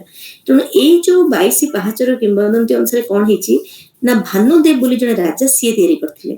ଜଗନ୍ନାଥ ମନ୍ଦିର ଆପଣ ସିଂହଦ୍ୱାର ପଟୁ ଯେମିତି ଯିବେ, ଏଇ ପାହାଚକୁ ଯିବା ପାଇଁ ପଡିବ। ତାପରେ ଦ୍ୱିତୀୟ ଦ୍ୱାରରୁ ଆପଣ ପ୍ରାଙ୍ଗଣକୁ ଯିବେ। ସେଇ ଯୋଉ 22 ପାହାଚର ଯୋଉଟା ତୃତୀୟ ସୋପାନ ମାନେ ଥର୍ଡ ଷ୍ଟେପ୍, ସେଠି ଗୋଟେ କଳା ରଙ୍ଗର ଏମିତି ଯମଶିଳା ପଥରଟେ ଅଛି। ଲୋକଙ୍କର ଧାରଣା, ଲୋକଙ୍କର କୋଉଠୁ ତ ଧାରଣାଟା ବନି ସାରିଛି, ତା ପାଇଁ କିଛି ଅଲଗା କାହାଣୀ ଥିବ ମୁଁ ସେଟା ଜାଣିନି, କିନ୍ତୁ ଏଇ ଧାରଣା ହେଇଯାଇଛି ଯେ ଆପଣ ଗଲାବେଳେ ସେ ଯମଶିଳାକୁ ପାଦ ଦେଇକି ଯିବେ। ହେଲେ ଆପଣଙ୍କୁ ଯମଦଣ୍ଡ ଯଦି କୋଉଠୁ ମିଳିବାର ଥିବ କୋଉ ଗୋଟେ କାରଣରୁ, ସେଥିରୁ ଆପଣଙ୍କୁ ଟିକେ ମୁକ୍ତି ମିଳିବ। କିନ୍ତୁ ଫେରିଲା ବାଟରେ ଆଉ ସେଟାକୁ ଛୁଇଁବେନି। ଫେରିଲା ବାଟରେ ଯଦି ତା ସେଇ ଷ୍ଟେପ୍ ଉପରେ ଚଢିଲେ, ତାହେଲେ ଆପଣଙ୍କୁ ଯୋଉ ଜଗନ୍ନାଥ ଦର୍ଶନ କରିବାର ଯୋଉ ଏତେ ବଢିଆ ପୁଣ୍ୟ ହେଇଥିଲା, ସେଇ ପୁଣ୍ୟଟା ପୁଣି ଆପଣ ସେଇଠି ଛାଡ଼ିଦେବେ। ଏମିତି ଲୋକଙ୍କର ଧାରଣା। ତାପରେ କଣ ହୁଏ ନା, ରଥଯାତ୍ରା ବେଳେ ବି ବହୁତ ଗୁଡେ ଦେବତା ଦେବୀ ପିତୃପୁରୁଷଙ୍କର ଆତ୍ମା ଆସିକି ସେଠି ପିତୃଶିଳା ବି ଅଛି, ପିତୃଶିଳା ପାଖରେ ସେମାନେ ଠିଆ ହେବେ। ଆଉ ଗୋଟେ ଯମଶିଳା ପାଖରେ ଚିତ୍ରଗୁପ୍ତ ଆସିବେ ଆଉ ଲୋକମାନେ ପୁରୁଣା ଲୋକ ମାନେ ପୂର୍ବ ଲୋକ ସବୁ ଆସିକି ସେମାନେ ପ୍ରଭୁଙ୍କର ପହଣ୍ଡି ଦେଖିବା ପାଇଁ ପାହାଚକୁ ଓହ୍ଲେଇକି ଆସନ୍ତି। କେମିତି ଜଗନ୍ନାଥ ସେଟା ଦେଖିବାକୁ ଆସନ୍ତି। ପିତୃପୁରୁଷଙ୍କ ପାଇଁ ଯୋଉ ବାର୍ଷିକ ପିଣ୍ଡଦାନ ହୁଏ, ଏଇ 22 ପାହାଚରେ ଉଭୟ ଆପଣ କେତେବେଳେ ଯିବେ ଯେ ଦେଖିବେ, ଦିପଟେ ତାଙ୍କର ବ୍ରାହ୍ମଣ ମାନେ ବସିକି ତାଙ୍କର ଏଇ ଯୋଉ ପିଣ୍ଡଦାନ ହଉଥିବ, ସେମାନଙ୍କ 22 ପାହାଚରେ ସବୁ କରାଯାଏ। 22 ପାହାଚରେ କଲେ କଣ ହୁଏ, ପିତୃପୁରୁଷଙ୍କ ଆତ୍ମା ମଧ୍ୟ ସନ୍ତୁଷ୍ଟ ହୁଏ। ମୋର ଗୋଟେ ବଡ ମା ଏବେ ଚାଲିଗଲେ, ଧର 15-20 ଦିନ ହେଇଗଲା, 20 ଦିନ ତଳେ। ସିଏ ତ ତାଙ୍କର ଯୋଉ ଶୁଆ ସାରି ମରିଗଲେ ବି ଯାଇକି 22 ପାହାଚରେ ଦିଅନ୍ତି ପିଣ୍ଡଦାନ। ପିଣ୍ଡଦାନ ଗୋଟେ କଣ ମାନେ ଗୋଟେ ସିମ୍ବଲ ଅଫ ଲଭ, ଆଉ ଗୋଟେ ଆମେ ଜଣଙ୍କୁ ଗୋଟେ ଶ୍ରଦ୍ଧାରେ କଣ ଦଉଛୁ, ଶ୍ରଦ୍ଧାରୁ ତ ଶ୍ରାଦ୍ଧ ହେଇଛି ନା। ତେଣୁ ଶ୍ରଦ୍ଧାରେ କାହାର ଆମେ ପିତୃପୁରୁଷଙ୍କ ପାଇଁ ହଉ କି ଯାହାକୁ ଆମେ ନିଜର ଭାବୁଛେ ତା ପାଇଁ ଆମେ ଯାଇକି ପିଣ୍ଡଦାନ କରୁଛେ। ଏଇଟା ଗୋଟେ ପ୍ରଥା ଆମର ହିନ୍ଦୁ ଧର୍ମରେ ଲୋକ ପାଳି ଆସୁଛନ୍ତି।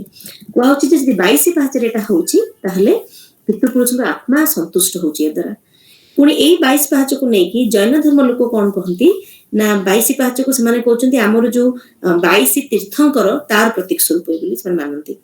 ପୁଣି କହନ୍ତି ମଣିଷର 22 ପ୍ରକାର ଦୁର୍ବଳତା ଅଛି, ଏଇ ତ୍ରୁଟିକୁ 22 ନମ୍ବର ଗୋଟେ ଇଣ୍ଡିକେଟ କରୁଛି 22 ପାହାଚ, ଯେ ଏମିତି 22ଟା ଷ୍ଟେପ ଗଲା ପରେ ବୋଧେ ଆମେ ପୁଣି ମନ୍ଦିରର ପ୍ରାଙ୍ଗଣରେ ପହଞ୍ଚୁଛେ। ଆର ଗୋଟେ ଏଜୋଟେରିକ ଯଦି ମିନିଂ ଆମେ ଏମିତି ଭାବିବା। ଆଉ ଯୋଉମାନେ ସାଧୁ ପୁରୁଷ, ସମ୍ଭ୍ରାନ୍ତ ପୁରୁଷ, ବୈଷ୍ଣବ, ଆଉ ଏଇଭଳିଆ ତାଙ୍କୁ ଯେତେବେଳେ ନିଜର ଦୁର୍ବଳତା ବା ଦୋଷ ଦୂର କରିବା ପାଇଁ କମ ସେ କମ 22 ବର୍ଷ ଲାଗି ଯାଉଛି। ଏଇଟା ଗୋଟେ ବି ରିସର୍ଚ୍ଚ କରିଛନ୍ତି କିଏ। ତେଣୁ ପଣ୍ଡିତ ମାନେ କହୁଛନ୍ତି ଯୋଉ 22 ପାହାଚ ଇଏ ଆମର ସେଲ୍ଫ କଣ୍ଟ୍ରୋଲ, ଆତ୍ମ ନିୟନ୍ତ୍ରଣ, ତା ପାଇଁ ଏଇଟା 22 ସିମ୍ବଲିକ ହେଇଛି ବୋଲିକା। ତେଣୁ 22 ପାହାଚରେ ଏମିତି ଗୋଟେ କଥା।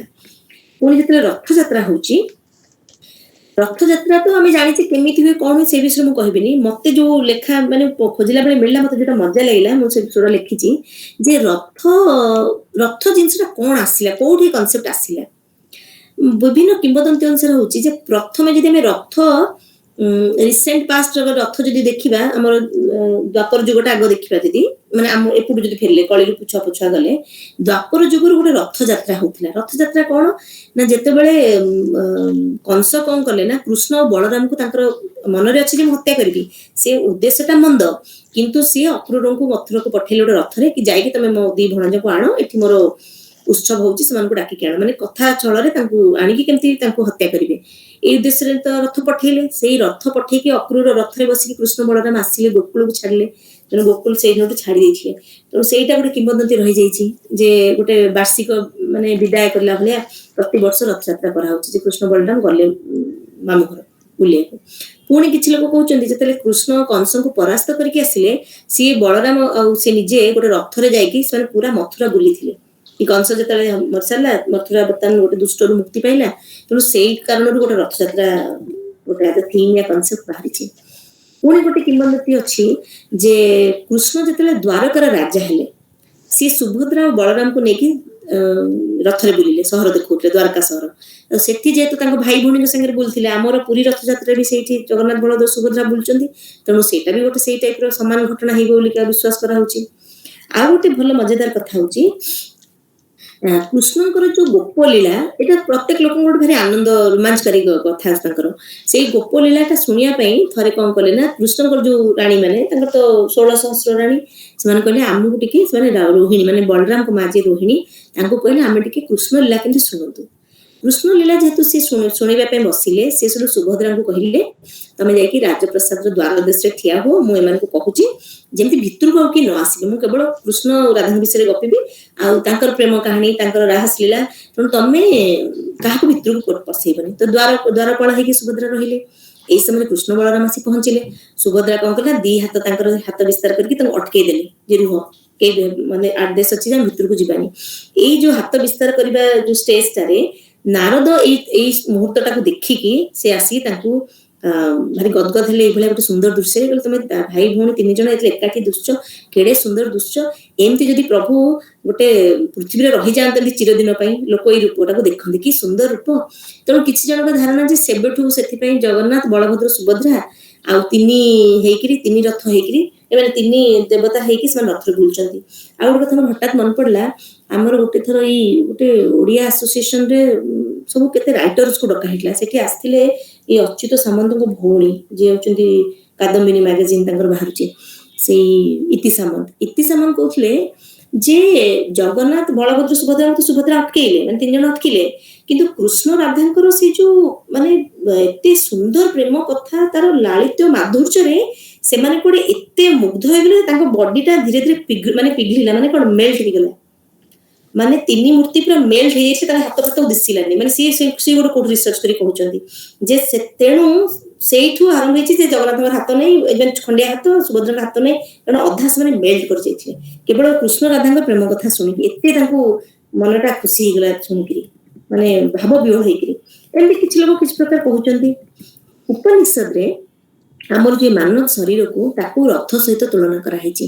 ତେଣୁ କୁହାଯାଇଛି କଣ, ଆତ୍ମନାମ ରଥିନମ ବିଧି, ଶରୀରମ ରଥମ ଏବତୁ, ବୁଦ୍ଧିମ ତୁ ସାରଥିମ ବିଧି, ମନ ପ୍ରଗ୍ରହମ ଏବଚ।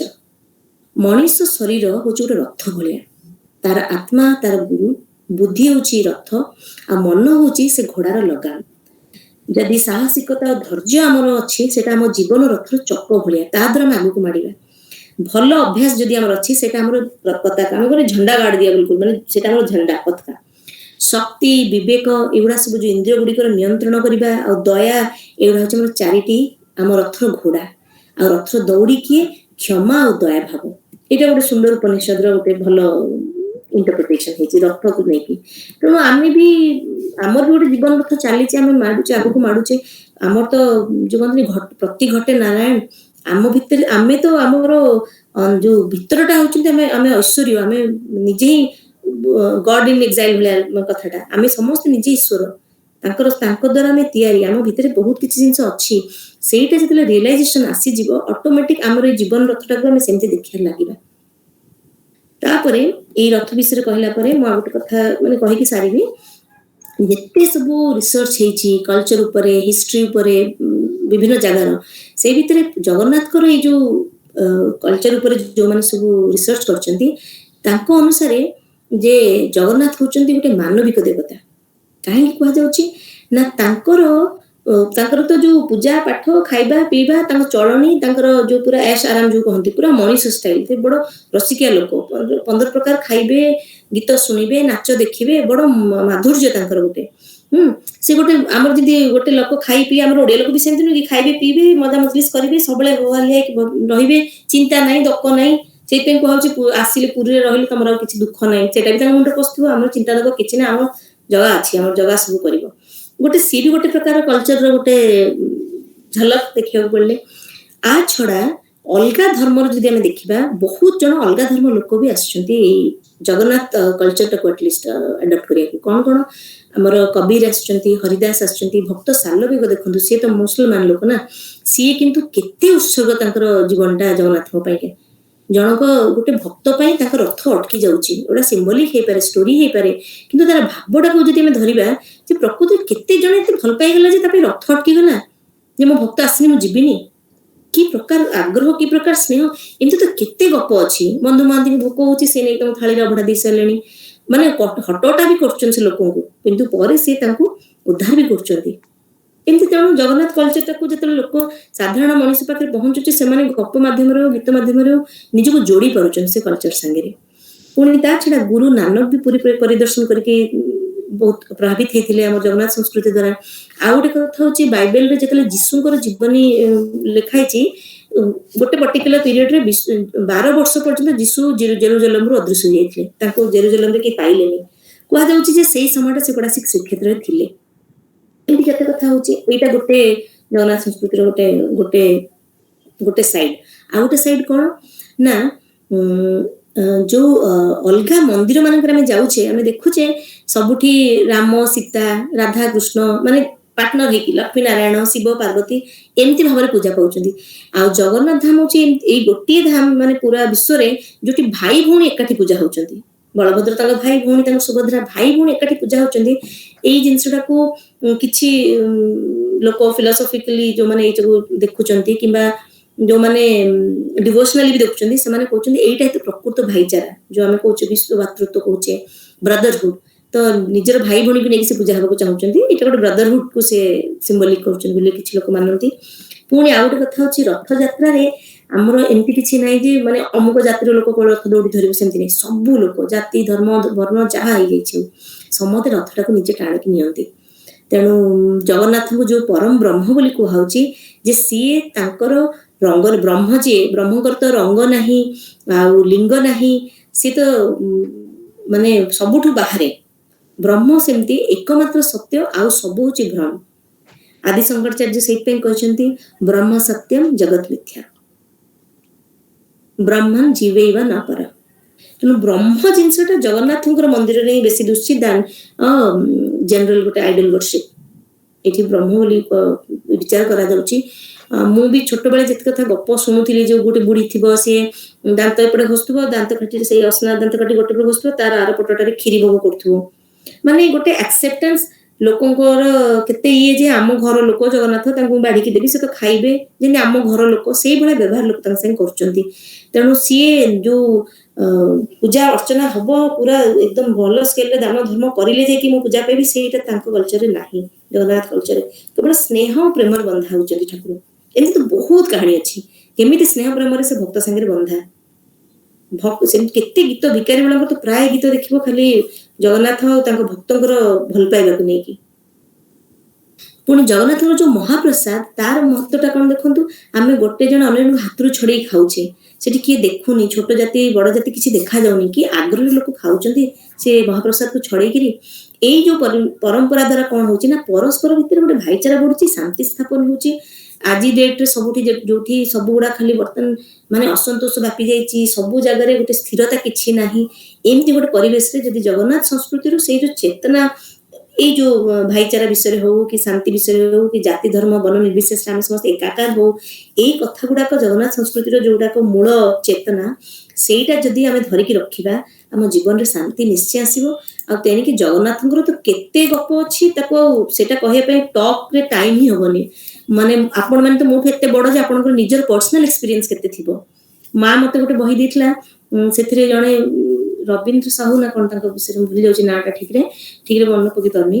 ସେଥିରେ ଖାଲି ଜଗନ୍ନାଥଙ୍କ ସାଙ୍ଗରେ ପର୍ସନାଲ ଏକ୍ସପିରିଏନ୍ସ। ବହୁତ ଲୋକ ଅଛନ୍ତି ମାନେ ଯେମିତି ଜଗନ୍ନାଥ ତାଙ୍କୁ କଥା ଦେଇଛନ୍ତି ଆଣିକି ତାଙ୍କ କାମଟା କରେଇବେ। ଏବେ ବି ହଉଛି କିଛି ଲୋକଙ୍କର।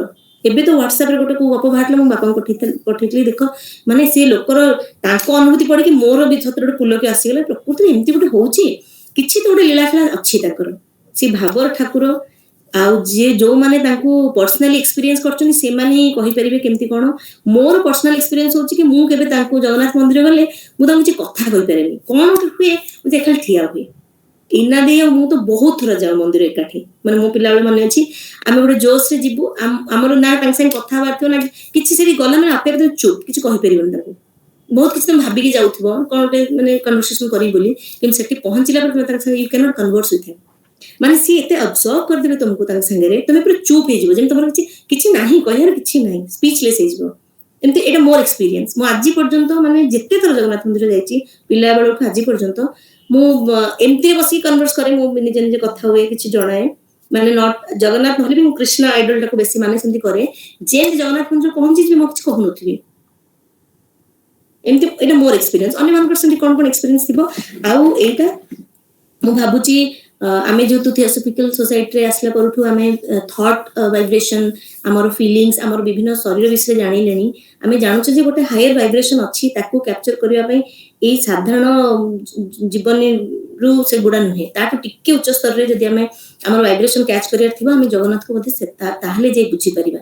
ନହେଲେ ତ ଏମିତି ତାଙ୍କର ଭୋଗ ହଉଛି, ଖାଉଛି, ସେ ପ୍ରଥା ରୀତି ନିୟମକୁ ଛାଡିଲେ ତା ବାହାରେ ବି ଆଉ ଗୋଟେ ଯୋଉ ଯେମିତି ବ୍ରହ୍ମ ସତ୍ୟମ କଥାଟା ସେ କହୁଛନ୍ତି, ତା ବାହାରେ ବି ଆଉ ଗୋଟେ କିଛି ଅଛି, ସେଇଟାକୁ ଖୋଜିବା ବହୁତ ଜରୁରୀ।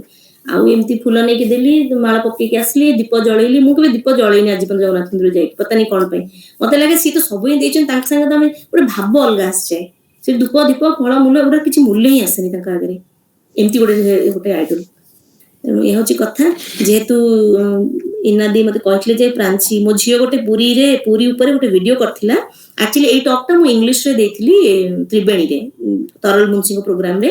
ତାର ଓଡ଼ିଆଟା ମୁଁ ପୁଣି ଇଂଲିଶରୁ ଓଡ଼ିଆ କରିକି ଆପଣମାନଙ୍କୁ ଜଣେଇଲି।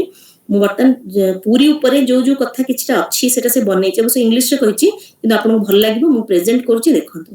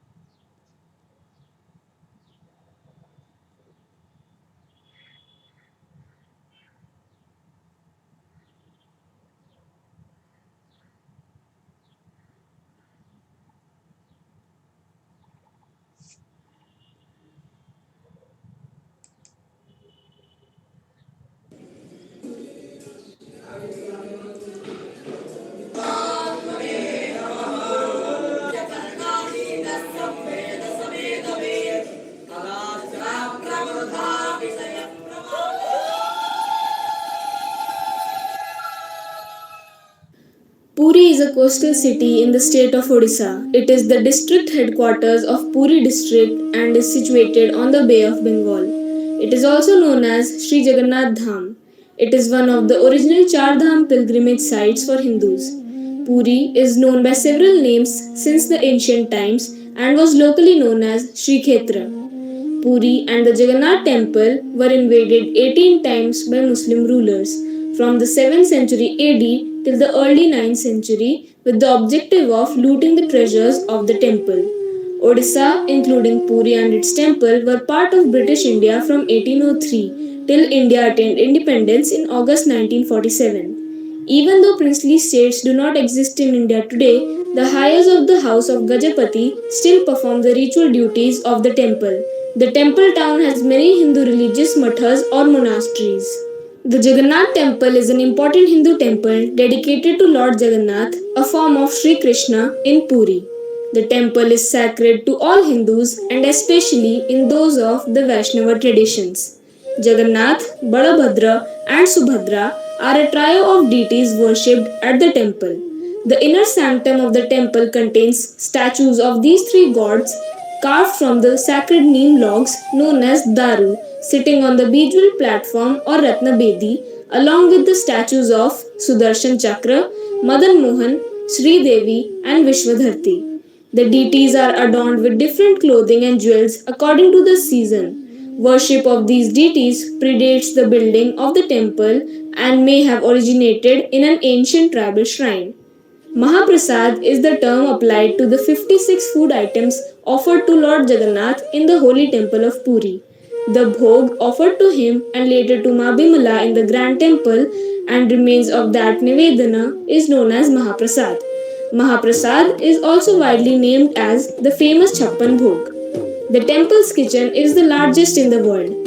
Tradition holds that all Mahaprasad cooking in the temple kitchens is supervised by the goddess Mahalakshmi, the empress of Sri Mandir herself, and that if the food prepared has any fault in it, a shadow dog appears near the temple kitchen, a sign of her displeasure. If the shadow dog is seen, the food is promptly buried and a new batch cooked. All 56 varieties of food produced are vegetarian and prepared without onions, garlic, or chilies as prescribed by Hindu religious texts. Cooking is done only in earthen pots using water drawn from two special wells near the kitchen called Ganga and Yamuna. The most awaited offering is Abhada, offered after midday. After being offered to Jagannath and the other deities, the food is sold at Anand Bazar, an open market near the temple. Let me now tell you about some interesting facts about the Jagannath temple. It is a ritual from the past 1800 years that a priest climbs atop the temple and changes the flag every day. The flag atop the temple has been observed to flap in the opposite direction of the breeze. Irrespective of where you stand in Puri, it seems to you that the Sudarshan Chakra on the top of the temple is always facing you. No birds fly above the Jagannath temple in Puri. The shadow of the main dome of Jagannath temple is not visible whatever be the time of the day. The food cooked inside the temple every day will not go waste. After entering the temple from Singhadwar's entrance, you cannot hear any sound produced by the ocean, but when you exit, it can be clearly heard.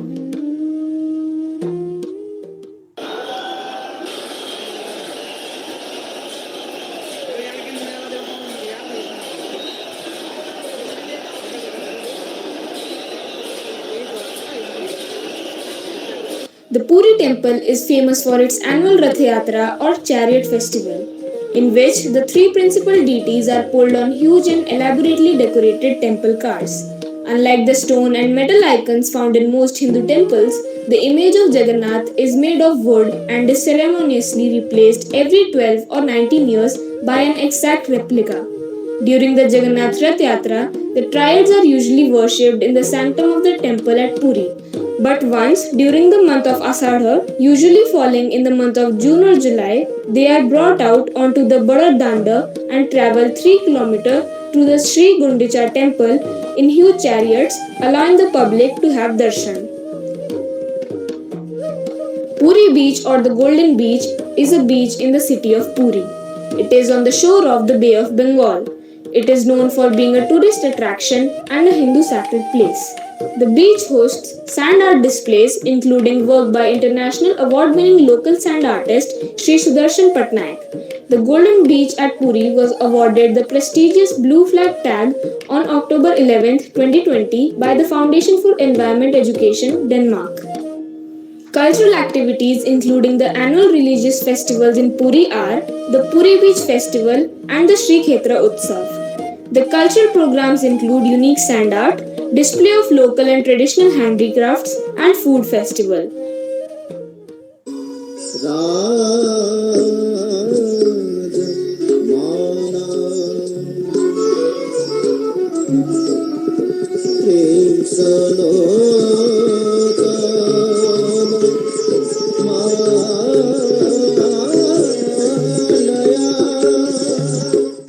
Odissi dance is the cultural heritage of Puri.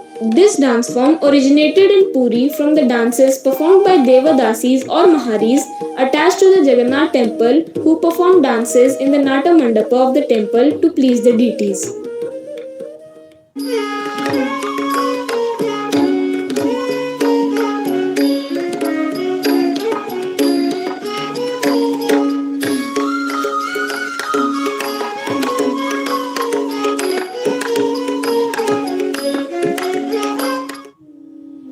Puri offers diverse cuisines to all kinds of travelers, vegetarian, non-vegetarian, seafood lovers, local food tryouts and still some more. Some of the most delicious food in Puri are khichdi, malpua, dalma, abhada, chena podo, and khoja.